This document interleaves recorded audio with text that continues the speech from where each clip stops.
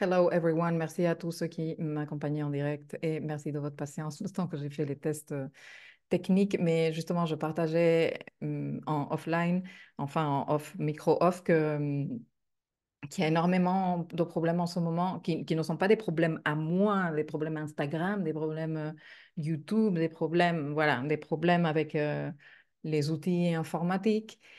Et en plus, à La Réunion, nous avons un problème de câble depuis la nuit des temps. On n'est pas à la ramasse comme en Afrique, qui apparemment ont eu de longues coupures Internet à cause de ça. Mais bon, il y a, il y a des ralentissements, il y a aussi des coupures qui ne sont pas très catastrophiques, mais quand même, ça rend un peu la situation difficile. Du coup, je suis en train d'enregistrer en même temps que je fais le direct pour garder une copie de sécurité et ne pas me faire prendre par le fait que Mercure est déjà en boucle rétrograde. Et merci à ceux qui m'accompagnent en direct, à celles qui m'accompagnent en direct. Et nous sommes ici aujourd'hui pour parler de la saison Bélier 2024.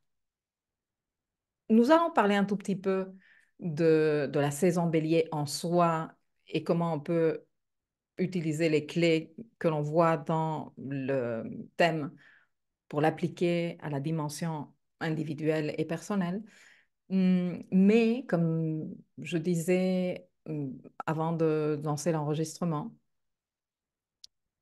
la carte de l'entrée du soleil en bélier, quand le soleil active, passe sur, réchauffe, éclaire les 0 degrés du zodiaque, parce que c'est vraiment les 0 degrés du zodiaque, c'est là où le zodiaque commence. Se démarre une année, une nouvelle année astrologique. Donc, nous sommes partis pour une nouvelle épopée du Soleil autour du zodiaque qui va durer 12 mois. Et dans le thème de l'entrée du Soleil se trouvent des clés super intéressantes que nous pouvons utiliser non seulement pour nous accompagner, nous piloter, nous encadrer et nous soutenir au cours de la saison bélier, mais pour le faire au cours de l'année astrologique complète. Et je vous expliquais dans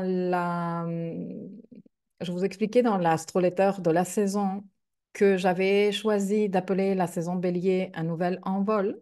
Je ne vais pas reprendre tout ce que je vous ai dit là-bas parce qu'elle est assez fournie, astroletter. Mais je pense que dans les informations que je vais partager ici, tu vas avoir des éléments complémentaires pour comprendre ce que je suis en train de vouloir te dire. Les enjeux sont de taille, messieurs et mesdames. Nous sommes dans une saison euh, d'éclipse déjà, donc il y a une dimension évolutive karmique très importante. Chiron est conjoint au nœud nord depuis plusieurs semaines, il va le rester encore et il va être protagoniste principal, invité, phare, star, tous les feux des projecteurs sur lui lors de l'éclipse du 8 avril, qui rend une dimension karmique assez impressionnante. Et en étudiant les clés et en faisant des fouilles et des recherches dans l'histoire de ce qui se joue, parce que j'aime bien, tu sais, nous sommes de nombreux astrologues en train de faire nos lectures, etc., etc. Et bien sûr que quelque part, on dit les mêmes choses et peut-être que toi, tu aimes plus le style de lui au lieu de elle, ou etc. Mais on termine par reprendre les mêmes points parce que, bon, une saison bélier, c'est une saison bélier, tu vois, les énergies bélier ont des caractéristiques très particulières.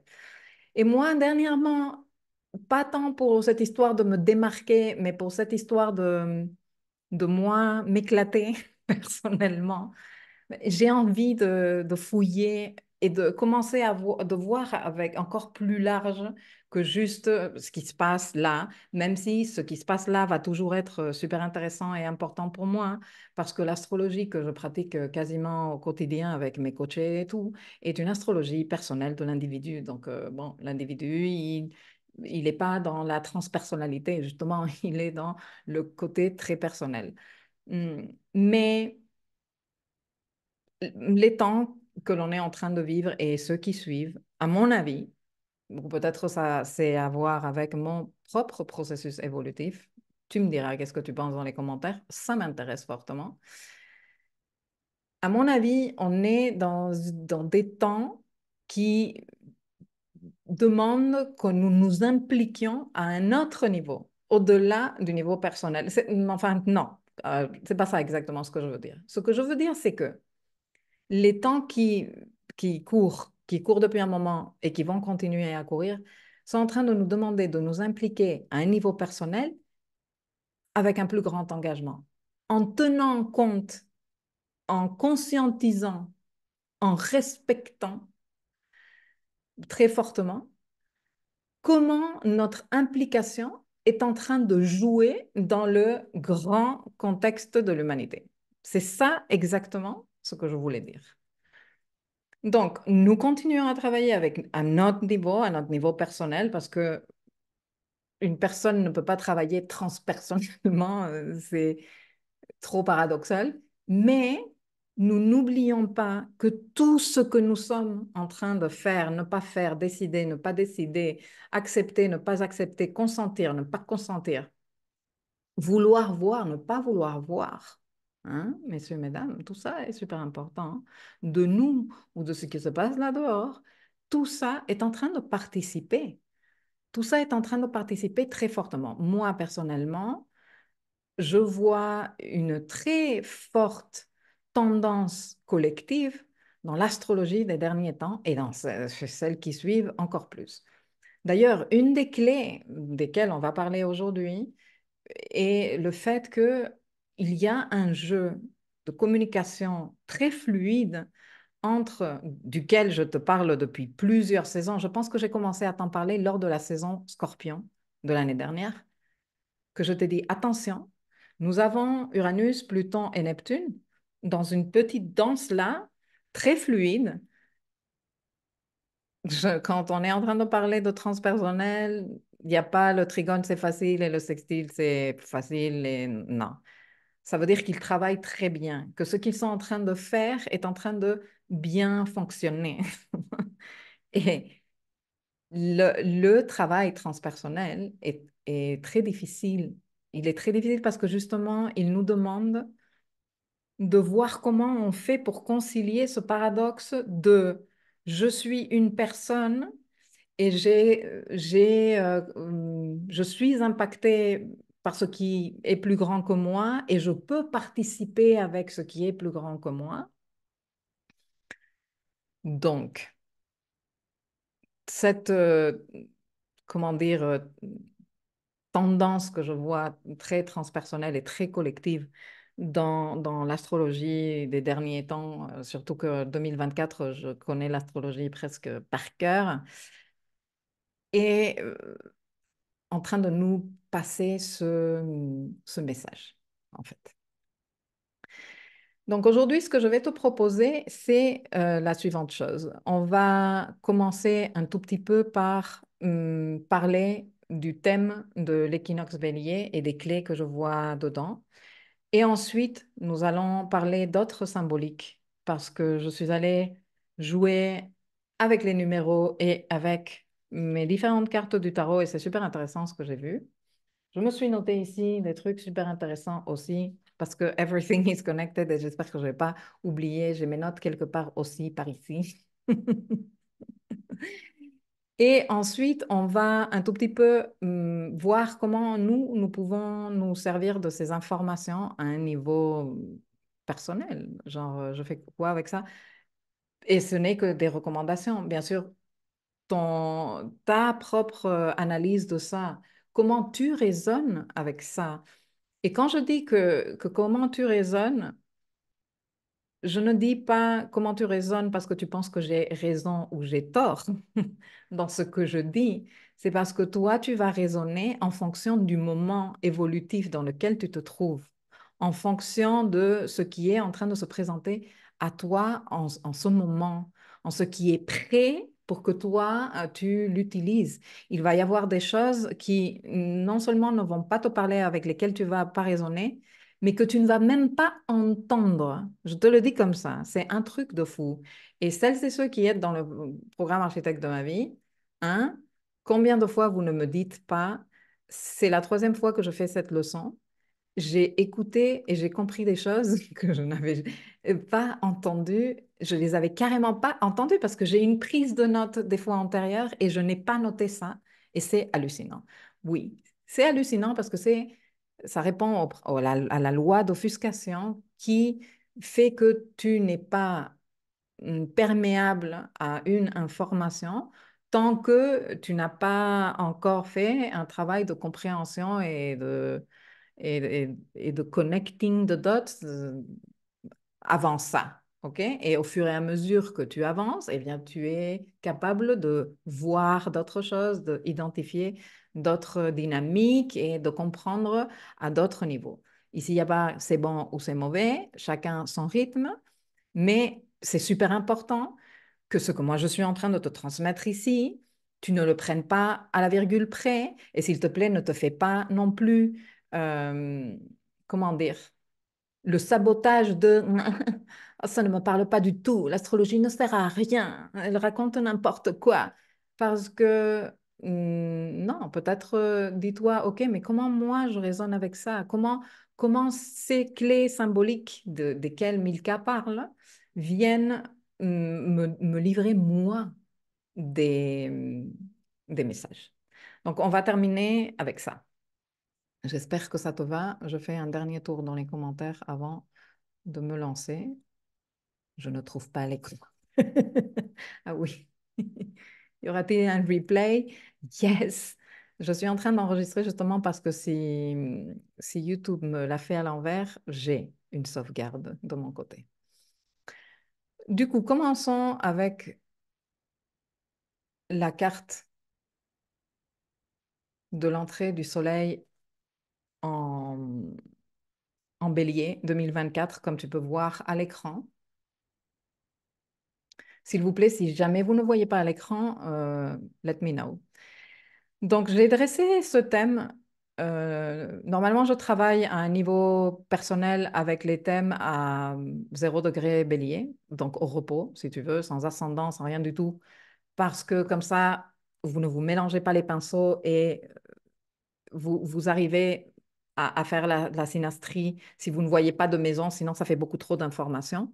Et je vais l'utiliser tout à l'heure. J'ai le thème sans maison.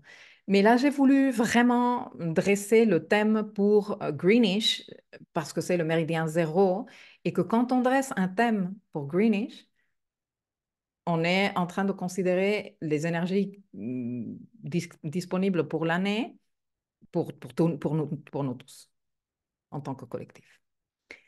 Et donc, voici le thème comme il s'affiche à l'écran. Tu peux voir qu'il y a une ligne ascendant-descendant. Bon, déjà, le soleil à 0 degré bélier, tu le vois ici.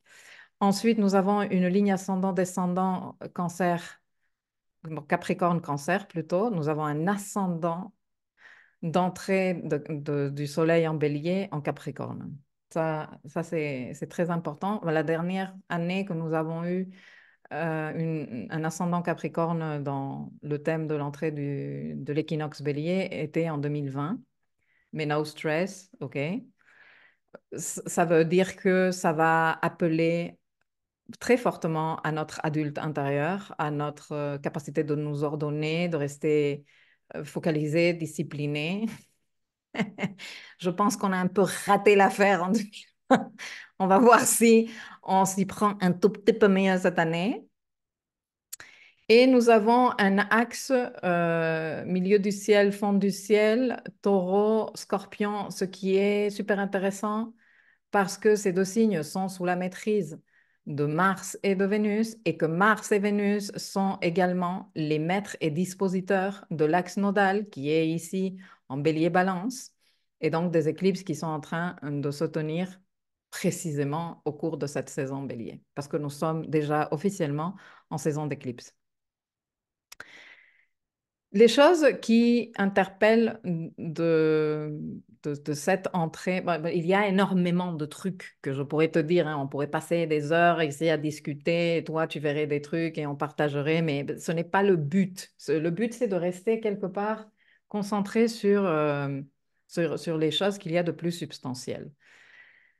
Il me paraît important de signaler que il y a l'ascendant Capricorne et on va l'aborder là tout de suite un peu plus en détail. Il me paraît aussi très important de voir qu'il y a ici un amas planétaire dans une énorme maison 2 qui est en lien avec la propriété, les ressources personnelles, les finances, l'argent, mais à un niveau personnel, mais aussi le sens de la valeur et l'estime de soi. OK?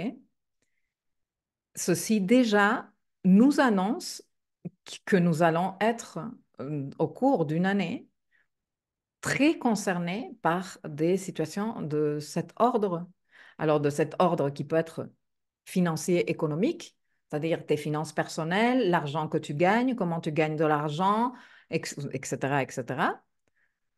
Mais également tout ce qui est en lien avec l'emploi, le développement, la consolidation et l'investissement de ressources. Et quand toi, tu décides que tu vas passer, comme moi aujourd'hui, 1 heure en direct gratuitement, tu es en train de faire un investissement de ressources. Moi, j'ai investi des ressources à préparer cette leçon, à faire la préparation du petite présentation qu'il y a derrière, à communiquer que j'allais être ici aujourd'hui. Je vais passer également du temps ici devant vous en train de livrer toute cette information que je trouve super intéressante. Et tout ça est un investissement de temps, de savoir, d'énergie, etc., etc. Pourquoi je te donne cet exemple? Parce qu'on a tendance à penser qu'investissement, c'est je prends mes sous et je les fous quelque part, je m'achète un truc ou j'investis en bourse ou un fonds, je sais pas quoi. Mais non, on a de nombreuses ressources en plus de nos ressources financières. Et chaque décision que nous prenons, quelque part, décide de comment nous sommes en train de les utiliser, de les investir, de les administrer également. T'imagines si moi, je m'engageais à faire un live comme celui-ci tous les jours de ma vie? Je serais épuisée à la fin certainement de la première semaine. Ce ne serait pas très intelligent, ce ne serait pas très stratégique, ce ne serait pas durable, ce ne serait pas comment dire, respectueux de mes ressources. Et tout ça que je suis en train de te dire sont des codes qui sont inscrits déjà dans ce thème en train de nous dire attention. Attention à ce que tu es en train de faire et à comment tu es en train de faire. Attention à tes engagements. Mhm. Au cours de cette saison d'éclipse 2024, la première 2024, nous allons avoir donc une éclipse lunaire en Balance, maîtresse Vénus, et une éclipse lunaire solaire en Bélier, maître Mars. À chaque éclipse que nous aurons, les deux maîtres concernés seront en conjonction à Saturne. Saturne qui est lui aussi dans cet amas planétaire, dans cette maison 2, est déjà en conjonction à Vénus parce que l'éclipse lunaire arrive là en 4 jours, 4 ou 5 jours. Donc, ceci est très important, très symbolique et a des enjeux qui vont bien au-delà de juste la saison bélier. La saison bélier peut être une saison définitivement où toutes ces thématiques de l'argent, de mes ressources, de mes compétences, de mes atouts, comment je les capitalise, comment je les monétise, comment je gagne plus d'argent, comment j'administre mes ressources, etc., ça va être une thématique de l'année fin de la saison bélier.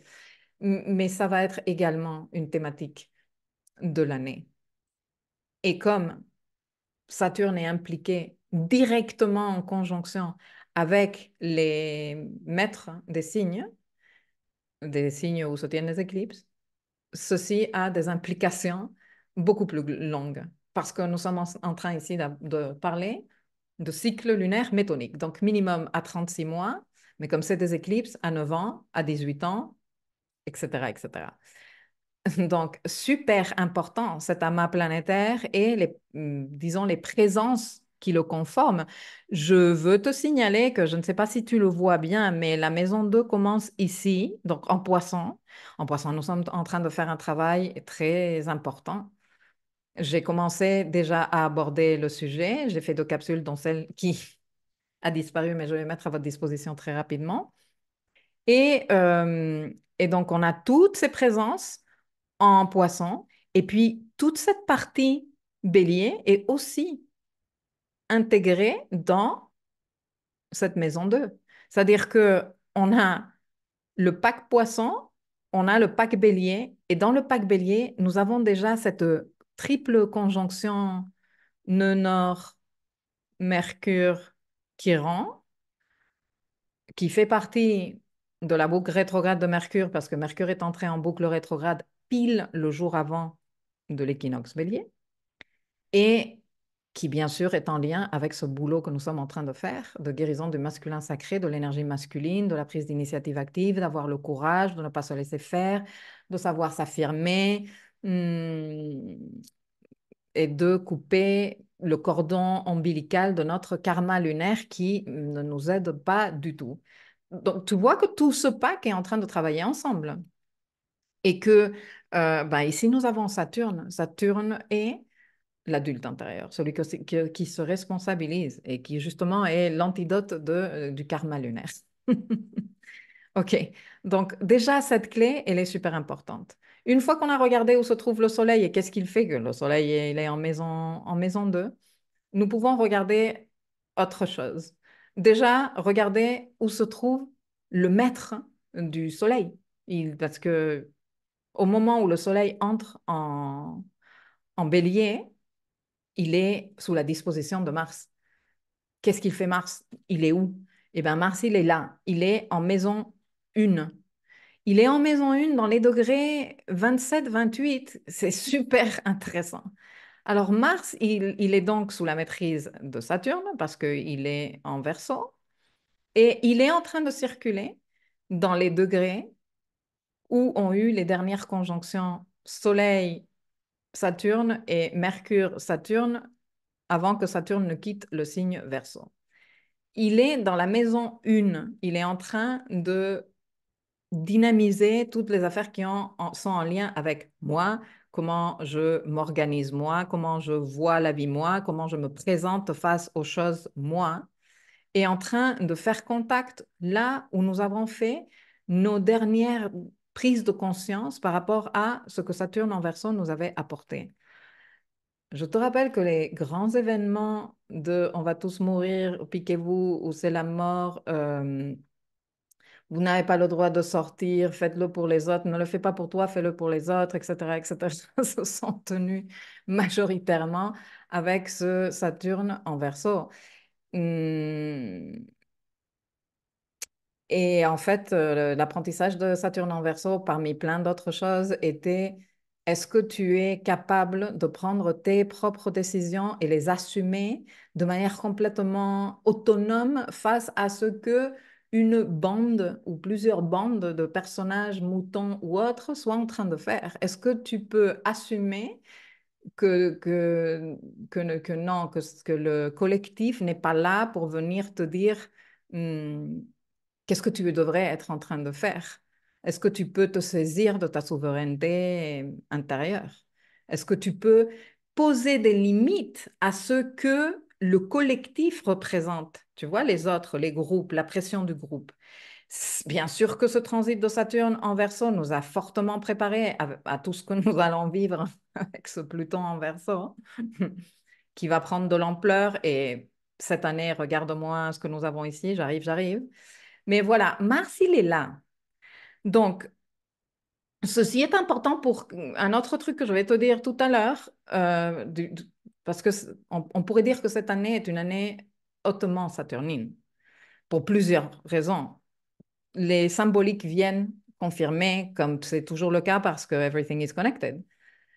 Mais le fait que Mars soit sous la maîtrise de Saturne hum, ça vient quand même rajouter cette dimension saturnine au fait que nous avons déjà un ascendant en Capricorne. OK. Donc ça, c'est important. J'arrive avec l'ascendant en Capricorne, mais parlons de ceci qui est une opposition verso Lion et de l'axe verso Lion, Lion verso, et de les enjeux de cet axe entre 2020 et 2040 plus, je dirais 42, 43. J'ai fait un podcast, c'était en 2021, je pense. Je te le super recommande si tu ne l'as pas encore écouté. Parce que nous allons être en train de vivre ça avec notre dimension lunaire.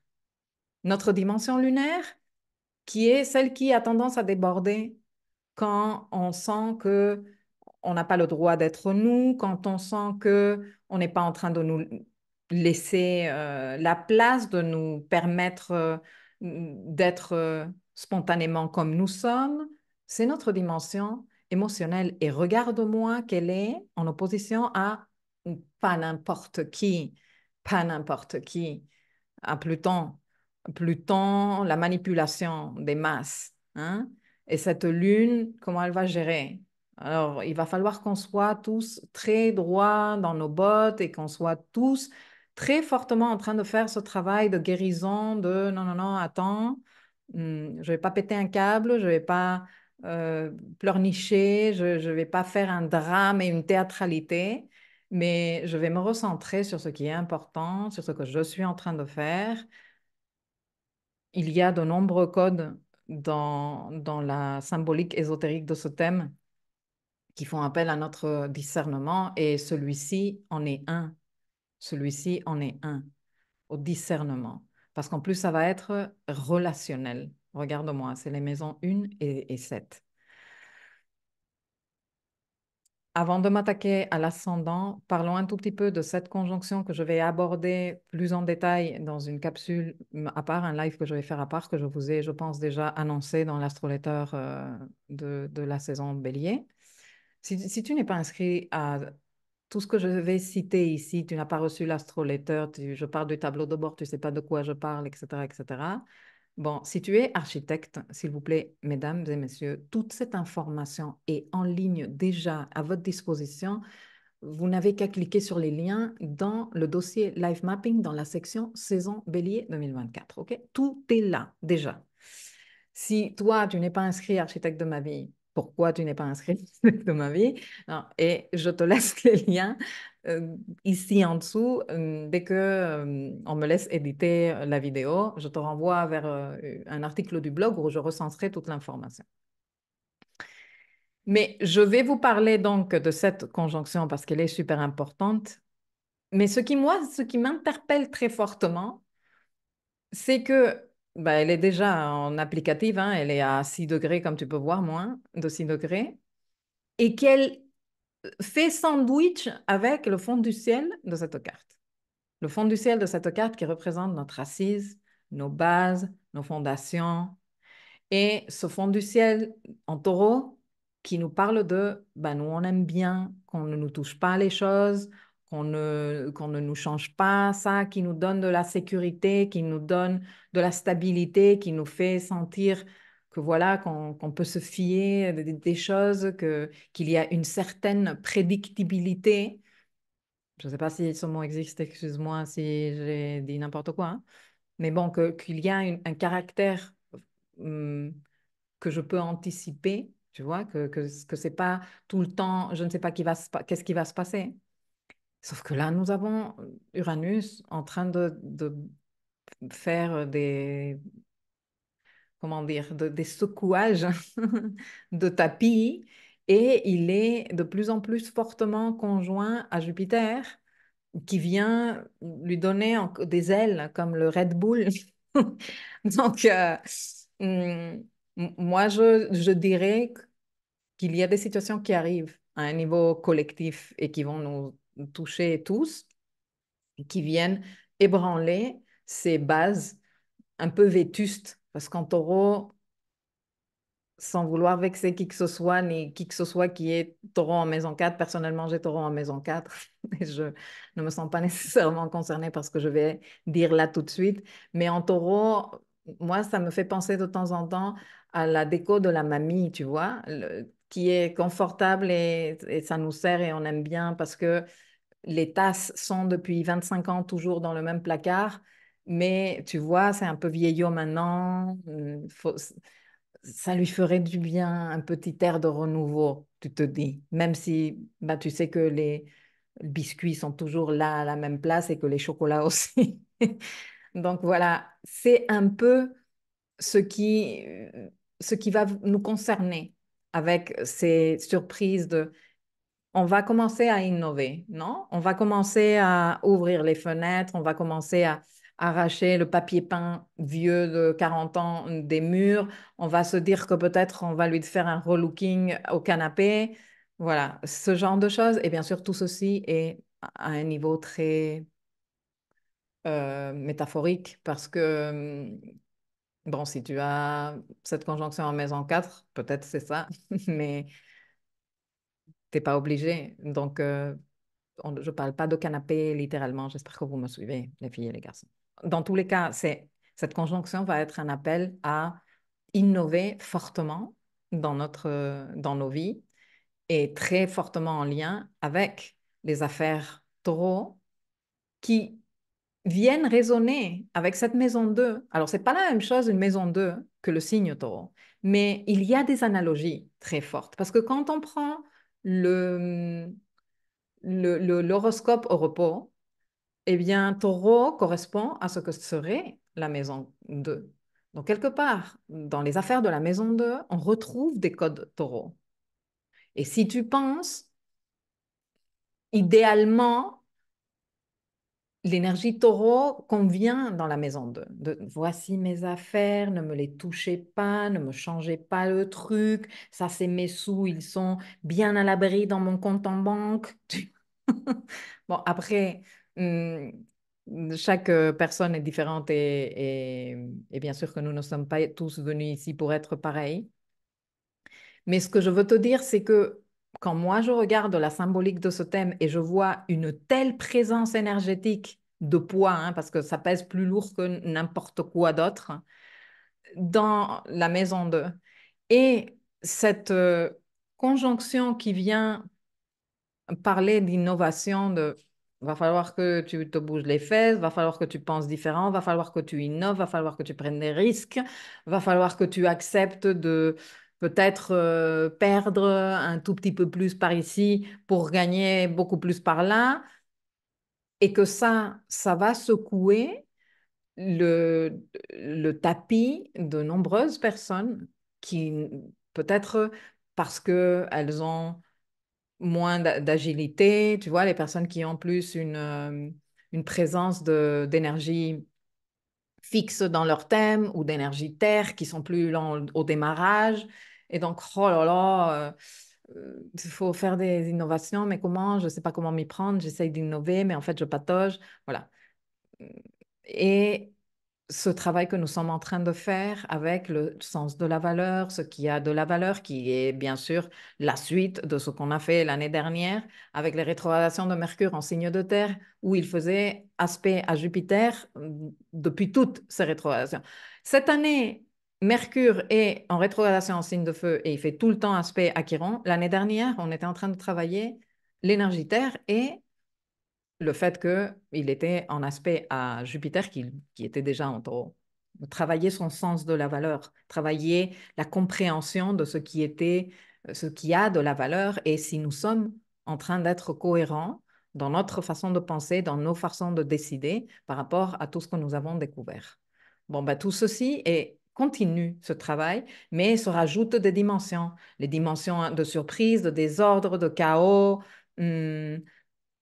d'urgence aussi, d'insatisfaction, hein, parce que Uranus, il a ce côté. Et puis, tout ce travail que nous sommes en train de faire, d'ordonner le flou artistique qu'il y a en poisson avec l'entrée de Saturne dans le signe. Et bien sûr que le fait que Vénus fasse conjonction à Saturne, est en lien avec tout ceci. Donc, c'est avoir vraiment envie de s'engager, de se responsabiliser, de prendre les affaires poisson au sérieux. Et ensuite, il y aura Mars qui fera conjonction à Saturne 2 jours après l'éclipse, donc le 10 avril, si je ne m'abuse.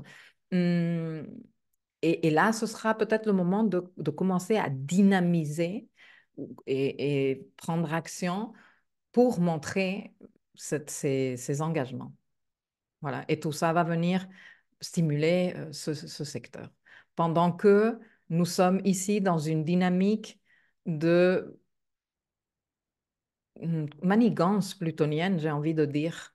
Manigance plutonienne euh, venant du collectif ou avec le visage du collectif. Il faut savoir que Pluton, il agit rarement, jamais clairement. Il est toujours en train de passer sous la table, sous l'eau, de façon dissimulée. Et cette lune en lion qui, qui peut péter un câble ou le vivre de manière très, très dramatique. Alors que l'appel est à se recentrer sur sa propre lumière, sa propre valeur, parce que s'il y a un travail que la lune en lion doit faire, c'est vraiment arrêter d'espérer que les autres viennent lui applaudir ce qu'elle fait et trouver les moyens de se dire, putain, mais ce que je fais, ce que je suis est vraiment génial et j'ai pas besoin qu'on me l'applaudisse. Et paradoxalement, parce que c'est comme ça à chaque fois, hein, quand cette lune fait la paix avec ce besoin de applaudis-moi, eh bien, c'est là qu'elle commence à être vraiment reconnue. Sauf qu'elle a plus ce rapport inquiétant avec les applaudissements. Elle est libre de ça. Et donc, voilà, ça lui fait plaisir, mais c'est différent. Cette lune, regarde face à qui elle est. Ouais, ça va être un travail assez intéressant. Bon, dites-moi si vous suivez, s'il vous plaît, dans les commentaires si ça fait sens ce que je suis en train de vous raconter. Que nous allons continuer maintenant avec un tout petit peu l'ascendant Capricorne. Alors, l'ascendant Capricorne, excuse me, j'ai des trucs à vous dire de ouf. Mais commençons par le commencement.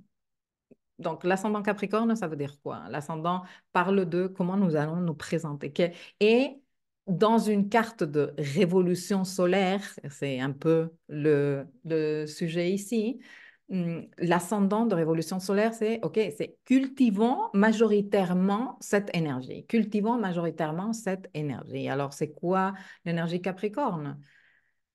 Je ne vais pas te le raconter encore parce que il n'y a pas très longtemps, j'ai fait deux lives sur Saturne en Poisson et j'ai passé de longues minutes. J'étais en train de me réécouter pour faire l'édition. Et quand j'ai parlé de Saturne dans la première vidéo, je pense que j'ai passé plus de 35 minutes que à parler de Saturne, comme si je n'avais pas fait suffisamment de contenu dans ma vie sur Saturne. Donc, énergie Capricorne, c'est responsabilité, c'est engagement, c'est la notion du temps, c'est le respect des ressources, la ressource temps aussi, une administration et une gestion efficace des ressources dans le but de matérialiser quelque chose sans se laisser prendre par l'urgence, parce que sinon on va faire un très mauvais usage de nos ressources, et sans comment dire, renoncer à cette ambition de matérialiser quelque chose, mais en ménageant comment dire, maladresse de l'expression que nous faisons de cette énergie, de cet archétype, qui est quand nous nous rigidifions, quand nous devenons intransigeants, quand nous nous laissons habiter par nos pulsions d'ambition malsaines. Et j'ai abordé ça aussi dans des astroletters. Je pense que je l'avais abordé dans l'astroletter Capricorne 2023. Je te la laisserai aussi linker au cas où tu ne te souviens pas. Donc, souvenons-nous en plus que en cette année saturnine, Saturne, il est en poisson, non? C'est donc le maître de cet ascendant et Saturne, et il est en poisson, qu'il est en train de faire un travail assez conséquent en lien avec les affaires poissons, qui sont aussi reliées à tout ce qui est des fins et des fins pour le collectif. On est en train ici de clôturer un cycle saturnin. Et ceci est super important parce que Saturne ne clôture pas le cycle tout seul, il va le clôturer avec Neptune et ils vont démarrer un cycle ici, à 0 degré Bélier, là où se trouve le Soleil aujourd'hui. Et tiens-toi bien, Star Babe, que cet ascendant se trouve à 11 degrés Capricorne. Hein? 11 degrés Capricorne. Et que qui était à 11 degrés Capricorne en conjonction entre 1989 et 1990? Peut-être tu ne le sais pas. Je vais te laisser 3 secondes pour que tu réfléchisses ou pour les plus forts qui puissent répondre. Ça vous fait plaisir.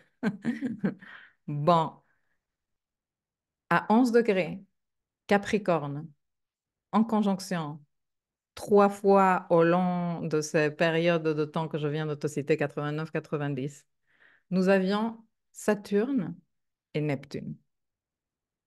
Attention, dans l'astrolecteur, je te disais, ici, cette saison bélier nous catapulte euh, comme ça vers ce qui arrive, vers l'année 2026, où Saturne et Neptune vont faire leur conjonction à 0 degré bélier.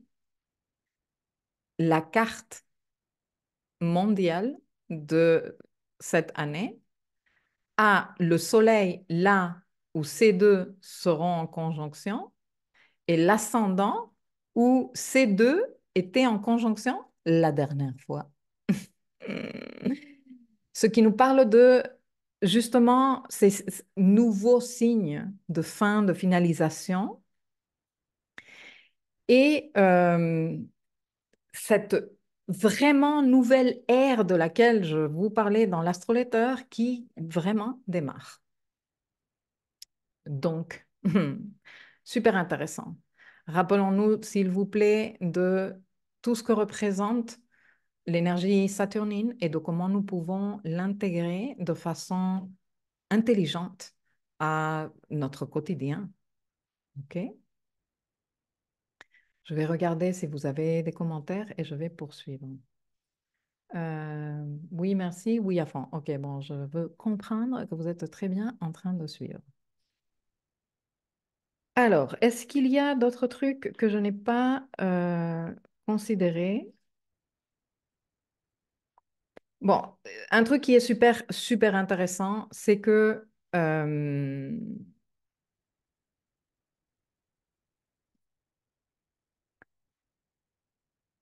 cette année qui est très saturnine,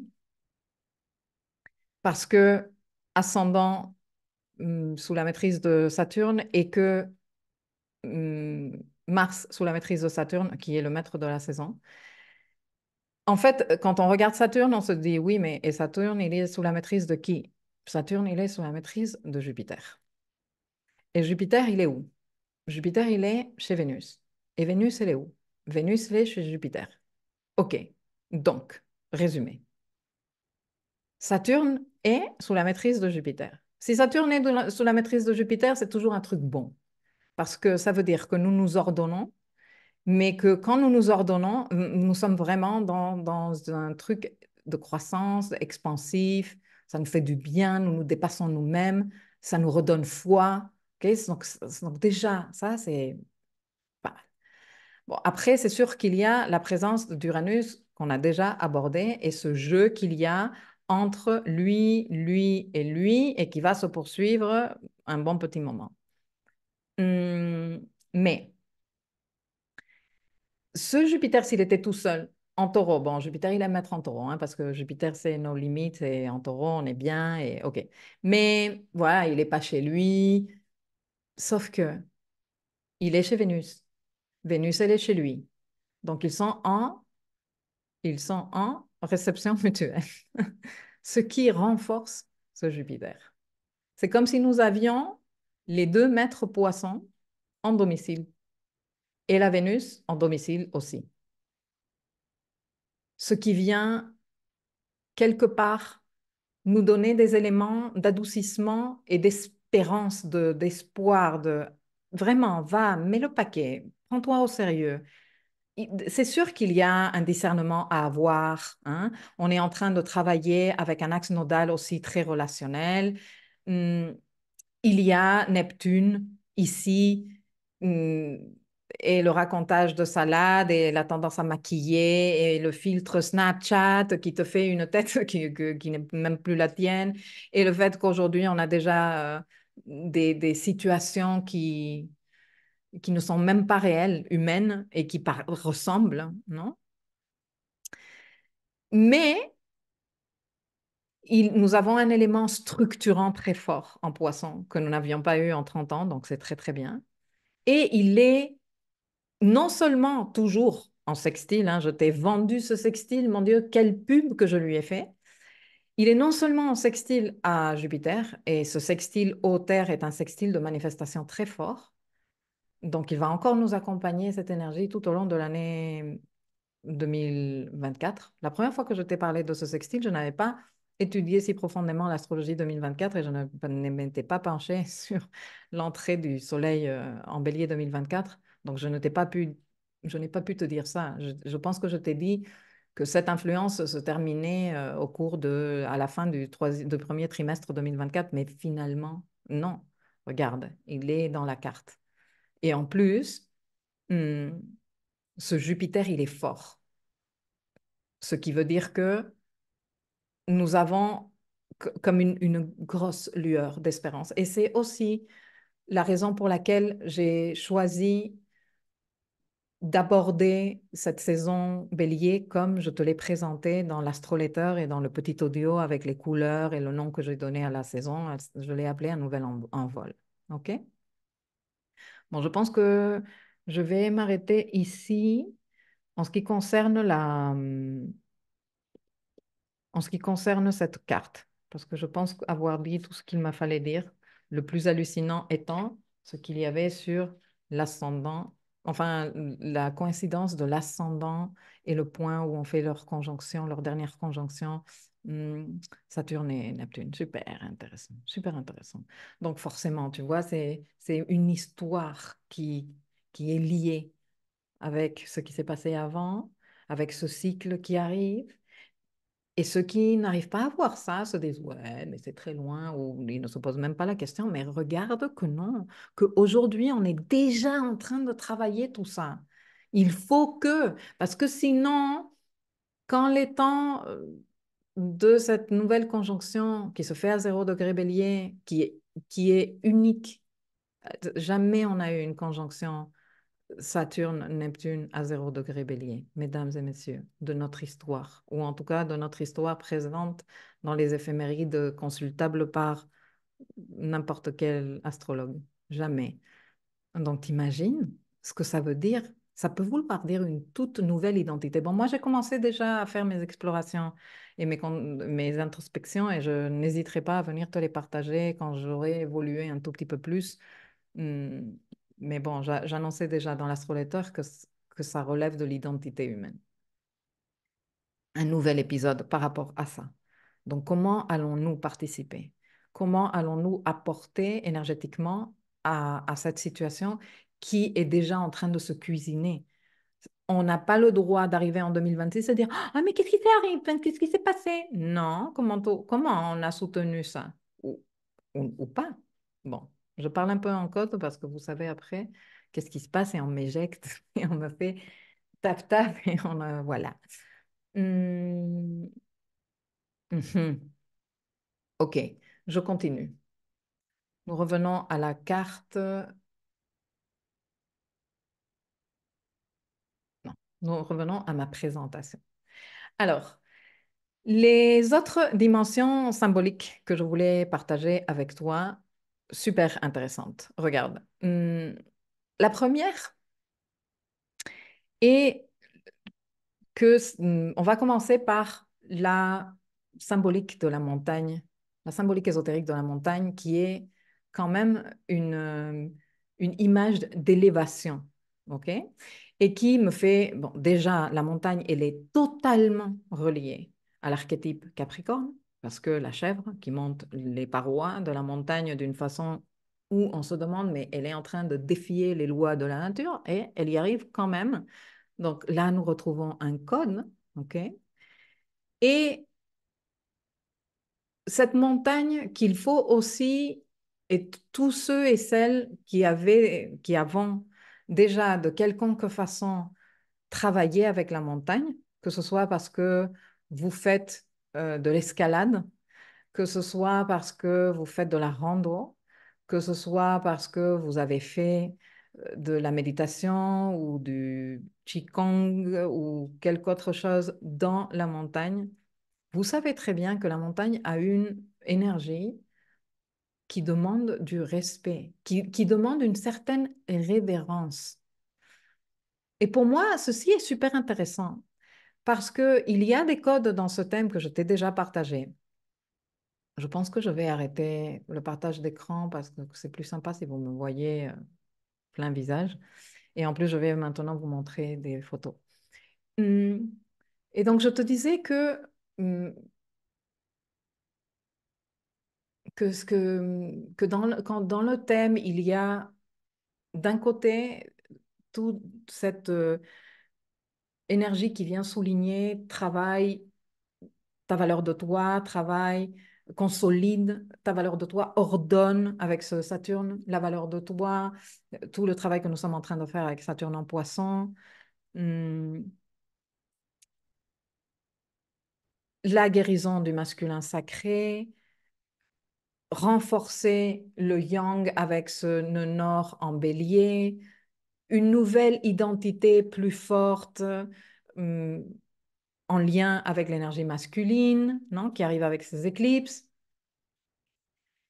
Et si on n'a pas fait le travail de maturité, on peut tomber dans la très grave erreur de se sentir plus fort que le destin et dans ce volontarisme qui est une expression très maladroite de l'énergie bélier.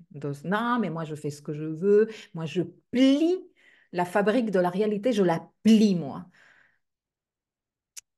Et regarde qu'avec cette symbolique de la montagne, avec cet ascendant en Capricorne, avec cette année saturnine, ce Mars maître de Capricorne en train de, pardon, maître Bélier en train de répondre à ce Saturne.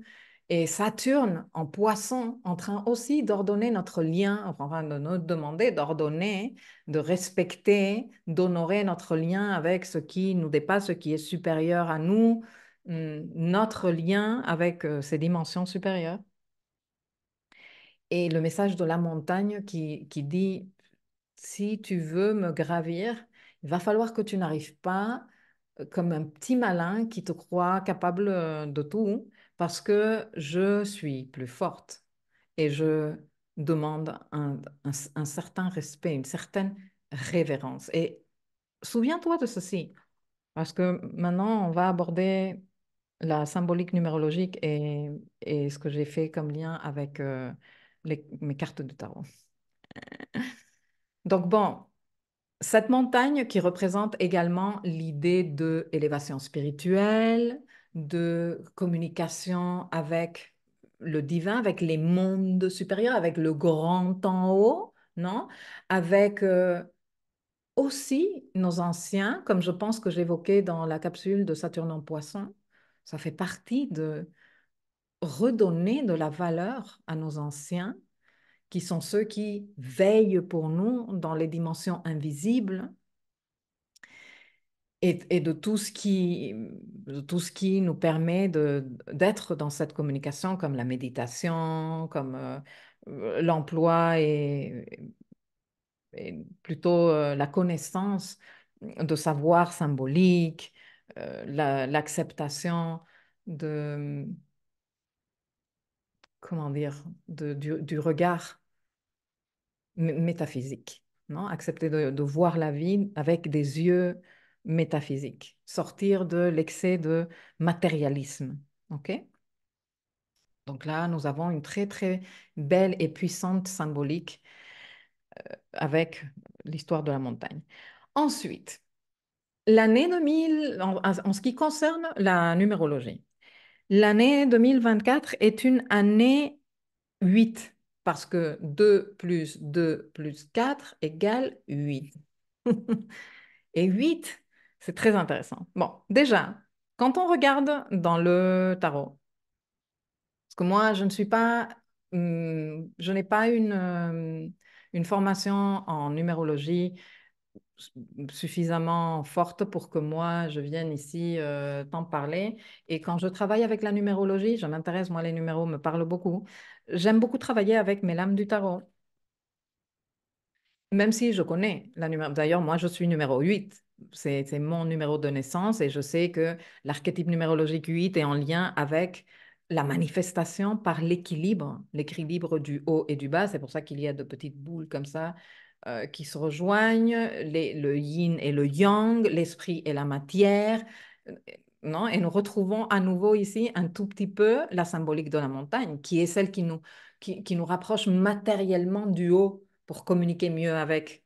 C'était là que les sages allaient méditer dans les montagnes, se rapprocher de Dieu. Et du coup, je dis, ah, les lames, bon, je les connais par cœur, non? La lame 8 dans le tarot de Marseille est la justice. Non, on va en parler. Mais si on travaille avec le tarot Rider-Waite, désolé pour ceux qui ne comprennent après, je le laisserai par écrit. Les lames 8 et 11 sont interchangées dans Marseille et Rider-Waite. Et dans la Rider-Waite, la lame 8 est la lame de la force. Et regarde ce qu'il y a sur la tête du personnage qui est en train de maîtriser la bête. Il y a un 8 qui, couché, donne un signe de l'infini. Et ce signe de l'infini a également une symbolique ésotérique très puissante en lien avec la loi du karma. What goes around comes around. La loi du karma, ce que tu fais te revient. Ce que tu sèmes, tu récoltes, qui est une phrase très en lien avec l'énergie saturnine également. Et pas pour que nous ayons peur, mais pour que nous mettions encore plus de conscience et de présence, d'intention dans ce que nous sommes en train de faire. Et du coup, ces deux archétypes-là viennent quelque part nous parler de l'énergie qui est demandée pour qu'on la cultive au cours de cette année et qui est très fortement en résonance avec l'archétype saturnin. D'un côté, parce que ici, nous avons la maîtrise de notre part bestiale, si tu veux. Nous avons ici un personnage qui est en train de mettre ses mains dans carrément la gueule d'un lion qui représente absolument aucun danger pour cette personne, parce que cette personne, elle a fait le boulot. C'est pour ça qu'elle a ce symbole de l'infini sur la tête, elle connaît et elle l'a fait. Et donc, cette bête, elle est à son service. Elle est maîtrisée. Maîtrisons notre bête. Faisons le boulot. Comprenons les lois. Respectons-les. Bon message. Et de ce côté-là, nous avons la justice. Alors, la justice, qui, qui parle d'équilibre, qui parle de pondération, qui parle de circonspection, qui parle également de vérité. C'est très beau, cette épée de la vérité qu'elle porte et qu'elle est droite. C'est l'épée du discernement également. Discernement étant quand même une vertu très importante à cultiver avec le transit de Saturne en Poisson. Et par rapport à cette carte que je t'ai présentée, et les enjeux qu'elle comporte. Cette épée qui nous permet de couper ce qui n'est pas réel, de couper ce qui est illusion, de couper ce qui est mensonge, de couper ce qui est mal, comment dire, salade, ce qui est aussi manipulation, ce qui vient rajouter du flou, on le coupe, ok? Et on reste connecté à la vérité. On défend notre vérité et on la canalise. Regarde que la pointe de l'épée va vers le haut. Et regarde que en réfléchissant, comme je fais d'habitude quand je joue avec mes tarots, je dis, mais quels autres arcanes majeurs on additionne le 8 et l'étoile. Et c'est très joli, moi, ce que j'ai compris en regardant l'étoile, parce que je suis allée regarder dans d'autres tarots. Non, tu vois, celui-ci, il y a aussi rien à voir avec celui-ci, mais tu vois que le personnage, il est dans une certaine position. Et dans celui-ci, juste pour prendre des super différents les uns des autres et faire mon point, tu remarques que il y a comme une espèce de révérence du personnage. Il y a comme une espèce de... Tu vois, le personnage a la tête un peu penchée vers le bas, carrément, elle, le genou par terre, et elle aussi, comme en révérence. Cette carte de l'étoile est l'arcane numéro 17, c'est pour ça que 8, hein, parce que 1 plus 7, et est un arcane qui nous parle justement de notre connexion avec le divin et de comment nous sentons ce flux de chance, de carrément la main de l'univers en train de nous donner des coups de pouce quand nous savons faire cette révérence, quand nous savons montrer notre respect. Et j'espère que tu n'es pas en train de comprendre ceci depuis une perspective comme de fausse humilité, de il faut s'écraser face au destin. Non. Le travail que nous sommes en train de faire avec Chiron en ce moment est très important de par cette symbolique qui nous renvoie vers notre dimension très humaine quand nous devons accepter qu'il y a un destin que nous n'arrivons pas tout de suite ou peut-être jamais à expliquer, qui quelque part s'impose à nous et que malgré ça, on est capable de s'en sortir. Et non seulement ça, ce destin qui nous est parfois imposé, nous pouvons faire des choses merveilleuses avec.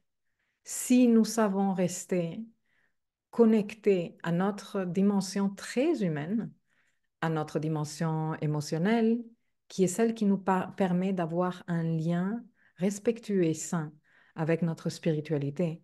Et tu vois comment tout ceci se recoupe avec ce que nous sommes en train de travailler avec Saturne, en poisson, enfin tout ce que je t'ai dit jusqu'à présent. Bon, moi, je pourrais continuer à parler de toute la symbolique de, du numéro 8, mais il commence à faire tard et je voudrais voir si vous avez des retours à faire dans les commentaires. J'aime beaucoup la symbolique de la montagne, mes racines sont liées à la montagne. Je vais explorer un peu plus pour mieux comprendre. Merci pour tes explications. Ok, bon, apparemment, vous n'avez pas vraiment de questions. Donc voilà, je tenais à vous montrer un tout petit peu tout ça parce que je pense que là, son contenu de très joli et encourageant, en tout cas pour moi, exaltant code de travail pour nous tous. J'étais également en train de regarder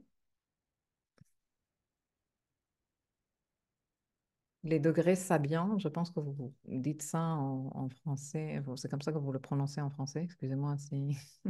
Bon, j'ai trouvé un site qui, s'il te plaît, moi je n'ai pas de livre avec ces textes en français et j'avais vraiment pas envie de les traduire parce que voilà, c'est pas évident. Et du coup, j'ai trouvé un site magnifique. Merci, monsieur. Alors, je le laisserai bien sûr linker quelque part, mais je le cite parce que merci. Planèteastrologie.com qui a fait ça, ce recueil en français. Trop bien. Et du coup, j'ai regardé le degré 12 Capricorne parce que hum, ben, l'ascendant de cette révolution solaire se tient entre le degré 11 et 12. Et donc, il correspond à ça. Et j'ai trouvé ces lectures et je dis, c'est super intéressant la résonance. Comme par exemple, un homme courant de toutes ses forces, activité dans la poursuite de ses desseins. Les filles et les garçons, qu'est-ce que je viens de vous dire? Enfin, qu'est-ce que je vous ai dit pendant 45 minutes maintenant déjà, ou même plus? 1 heure, je pense que ça fait que je suis ici. Un renard courant dans le clair de lune, personne qui s'adonne à des actes subtils et rusés, qui est disposé à mener une vie de prédateur. Blablabla, bla, bla, bla. Je ne vais pas m'attarder parce que c'est un peu trop détaillé et ça n'apporte pas nécessairement, mais attention, degré de ruse. Degré de ruse. De quoi on était en train de parler tout à l'heure avec cette opposition de la petite lune très mignonne face à ce gros méchant de Pluton qui se cache derrière le collectif. Bon, celui-ci ne m'a pas nécessairement parlé. Au clair de lune, un homme lâche son chien sur un renard qui est déjà loin. Peut-être on va poursuivre ces ruses et ces fourberies qui nous menacent avec nos amis, qui vont aussi nous aider. Je ne sais pas, tu me diras qu'est-ce que tu en penses. Un étudiant de la nature donne des conférences révélant des aspects peu connus de la vie. Percer les apparences, révéler la splendeur magique au cœur des choses. Je ne vais même pas commenter parce que c'est tellement évident que bon, tu me diras dans les commentaires qu'est-ce que tu en penses. Une touche vivante universelle, vision aiguisée, la capacité d'explorer les domaines inconnus et de découvrir des lois qui sous-tendent les processus complexes de la nature. D'un côté, Saturne en poisson, de l'autre côté, Jupiter-Uranus en taureau, et cette révolution du vivant dont je t'avais parlé, je pense, dans l'astrolecteur poisson. Je pense que c'est là que j'ai commencé à en parler, mais que je vais reaborder bientôt. Et finalement, un homme en armure complète, visière levée, tenant ses deux mains sur la poignée de son épée dont la pointe transperce le sol, indique le courage et la confiance en soi. Le natif rencontre souvent, bon bref, là c'est encore une description de si toi tu as cet ascendant, mais voilà, notre épée est toujours prête, elle pointe sur la pointe, elle appuie la pointe sur la terre, car il connaît le pouvoir de l'esprit au-dessus de toute force matérielle, degré de lutte. Bon, tu me diras qu'est-ce que tu penses dans les commentaires, mais je pense que ça rajoute très joliment à tout ce que nous avons analysé dans ce thème. En ce qui concerne la dimension personnelle et individuelle, ben je pense que j'ai déjà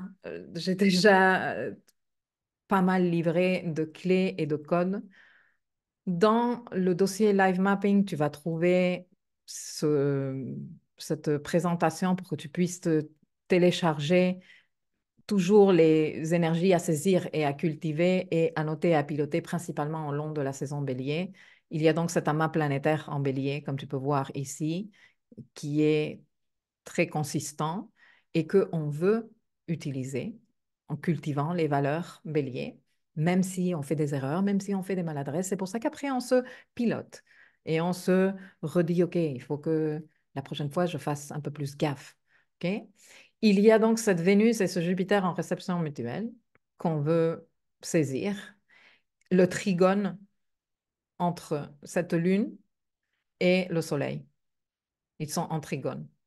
Donc, soutenir cette lune avec le travail d'identité, de présence et de conscience solaire en bélier pour qu'elle ne pète pas un câble face à tout ça. OK? Nous avons également un joli sextile Soleil-Pluton en cours, un sextile inédit, mais qui va se répéter de nombreuses fois et que je t'ai décrit, bien sûr, dans les entrées de l'almanach, le calendrier digital. Et puis, les multiples conjonctions, donc Vénus, Saturne, dont je te parlais tout à l'heure, qui se fait au sextile de Jupiter, chez Jupiter, Il y a cette triple conjonction en bélier de laquelle, bon, je t'ai déjà parlé, je vais continuer à parler parce que le 8 avril, je serai aussi en direct pour parler de Chiron, le Nord, l'éclipse, dans quelle maison, clé par maison. Et puis la conjonction Jupiter-Uranus et comment on est en train de faire une révolution du vivant dans ce secteur de notre vie, nous réinventer, nous remettre en question, pas méchamment, mais pour innover principalement. Et à noter et à piloter l'opposition Lune-Pluton, définitivement. La triple conjonction ici en bélier, parce qu'elle est délicate, surtout quand on est dans une perspective de enfantine, j'ai envie de dire. Que nous sommes en train de chercher à endosser les responsabilités émotionnelles sur les autres. Parce que c'est toi qui m'as fait, c'est à cause de ce que tu m'as dit que.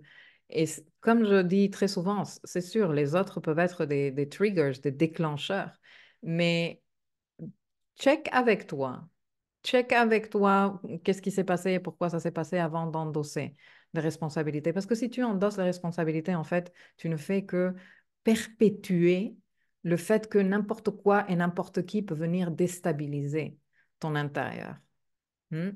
Donc, si vraiment ceci apporte de la déstabilisation à ta vie, vu qu'on va avoir trois conjonctions Chiron, Mercure-Chiron d'ici mi-mai, eh bien, c'est vraiment le moment de te pencher dessus et dire, mais pourquoi ça me déstabilise? Qu'est-ce qu'il y a de moi qui cherche à s'exprimer, à être écouté, à être considéré par moi, pas par le voisin qui est en train de mettre sa voiture là où il ne devrait pas par ta mère qui t'a redit une énième fois comme je ne sais quoi, pas par le chéri qui ne t'écoute pas quand... Non, toi, d'abord occupe-toi de faire cet apaisement et cette réparation intérieure, toi. Et ensuite, tu seras dans une meilleure qualité pour aller dire, OK, maintenant que moi j'ai réglé ça avec moi, mais vraiment réglé, eh bien, qu'est-ce qui se passe là-dehors? Ah ben, il se passe rien du tout. OK, bon, ben next, tu vois?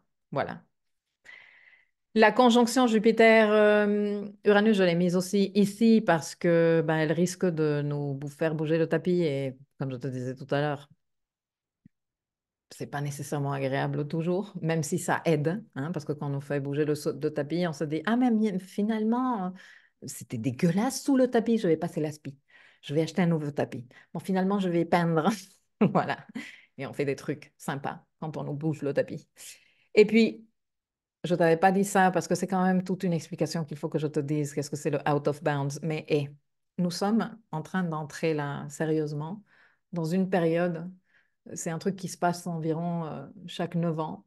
C'est ce qu'on appelle le lunar standstill en anglais et je ne sais vraiment pas comment te le traduire en français.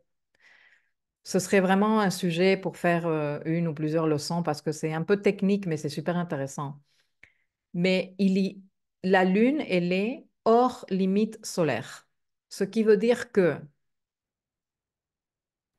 situations lunaires, émotionnelles, peuvent facilement déborder.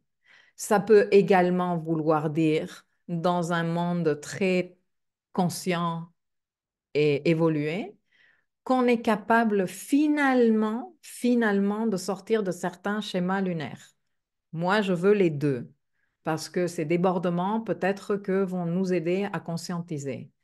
Mais comme la tendance, quand on est dans une immaturité, est à endosser des responsabilités et pas vraiment à réfléchir et à se regarder, attention de ne pas être dans des dynamiques où, oui, il y a du débordement et non, il n'y a pas cette conscientisation de, OK, s'il y a eu du débordement, qu'est-ce que je pourrais, moi, concrètement, moi, faire ou comment je peux participer à sortir de ces schémas, à les terminer. Parce qu'avec la Lune out of bounds, on a cette possibilité de dire, sors de ces schémas, termine-les, finis, tu n'as plus besoin de leur rendre allégeance, ou je ne sais pas comment on dit ça en français, de le répéter sans te poser des questions. OK. Et bon, pour terminer, il y a le petit calendrier que je mettrai à votre disposition avec les highlights de la saison, la to-do de la saison et des trucs très sympas que je mets à votre disposition, messieurs et mesdames, comme par exemple le tableau de bord. Je vais me faire quelques minutes de pub parce que le tableau de bord, il est vraiment chouette. Je ne sais pas si vous vous en servez. Mais si vous vous en servez pas, c'est vraiment dommage parce que je mets beaucoup de travail là-dedans. Je fais des descriptions de la pleine lune, de la nouvelle lune. Je vous fais des petits espaces pour que vous puissiez écrire vos réflexions.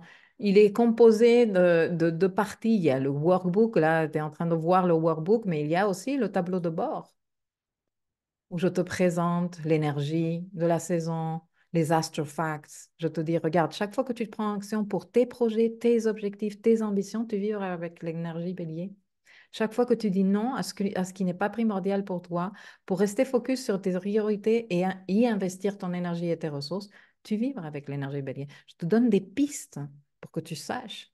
Regarde, je te le présente joliment. Je te mets ici un rappel pour Almanach, que tu ne l'oublies pas parce que ça me prend beaucoup de temps aussi de le faire. Je te rappelle nos rencontres.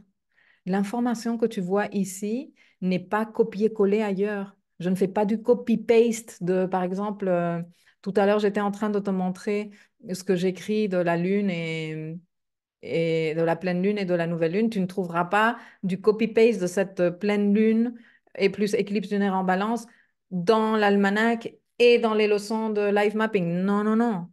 C'est complémentaire. C'est comme si j'apportais des petites graines de compréhension par-ci, par-là, mais consomme-les. OK? Bon, maintenant que je t'ai dit tout ça, je vais terminer ma présentation. Je vais faire un petit tour dans les commentaires. Je vais te remercier de ta présence et je vais y aller parce que ça fait quand même un bon moment que je suis ici. Alors, effectivement, je kiffe le tableau de bord, vraiment trop bien. Tout sous la main pour se piloter. Merci beaucoup. Bon, ben, vous n'avez pas de questions, vous n'avez pas non plus participé, vous n'avez pas dit qu'est-ce que vous pensez de tout ceci. Moi, j'aimerais bien que vous me le disiez, mais ben, écoute, je respecte beaucoup que vous ne vouliez pas me le dire. Si tu es en train de regarder ceci en différé, s'il te plaît, laisse-moi tes commentaires, dis-moi qu'est-ce que tu en penses, comment tu te sens-tu avec cette histoire, tout ce que j'ai partagé ici, comment tu résonnes, quelles sont tes idées pour appliquer tout ça à ta vie et voilà, participe, contribue, fais-nous part. Et merci de m'avoir accompagné jusqu'ici. Je vais arrêter maintenant l'enregistrement. Attends, j'ai une dernière question. Almanach est uniquement téléchargeable sur ordinateur. La manipulation est à faire sur ordinateur, en effet. Et ensuite, tu peux le consulter avec ton téléphone et l'appli que tu utilises. Moi, personnellement, je préconise et préfère Google Calendar. Marie, merci beaucoup. J'adore. J'irai voir le tableau de bord. C'est très riche. Je n'ai pas de questions, mais je trouve tout ça passionnant. Merci, Edith. Moi aussi, je te trouve passionnante. Non, c'est génial. Franchement, quand je vois tout ça, je dis, waouh, qu'est-ce qu'on est en train de vivre des moments tellement importants sur Terre et on ne peut pas rater ça. Et comment c'est important qu'on le vive avec un peu plus de conscience et d'intention. C'est pour ça que je suis ici. Donc, merci de m'avoir accompagnée. J'arrête ici l'enregistrement. Bye à ceux qui regardaient cette version.